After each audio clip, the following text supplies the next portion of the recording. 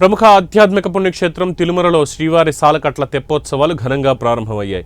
విద్యుత్ దీపకాంతులతో రంగురంగుల పుష్పాలంకరణలతో శోభాయమానంగా ముస్తాబైన తెప్పపై సీతారామ లక్ష్మణ ఆంజనేయ సమేత శ్రీరామచంద్రమూర్తిగా భక్తులకు కనువిందు చేశారు. ఉత్సవాల్లో భాగంగా సాయంత్రం 6 గంటలకు సీతారామ లక్ష్మణ ఆంజనేయ సమేత శ్రీరామచంద్రుని ఉత్సవమూర్తుల ఊరేగింపు ఆలయ 4 మాడవీధుల గుండా సాగి పుష్కరిణికి చేరుకుంది.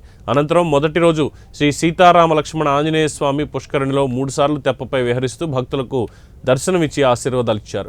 వేద పండితుల మంత్రోచ్చారణలు, గాననాదాల నడుమ తెప్పోత్సవం కన్నుల పండుగగా జరిగింది.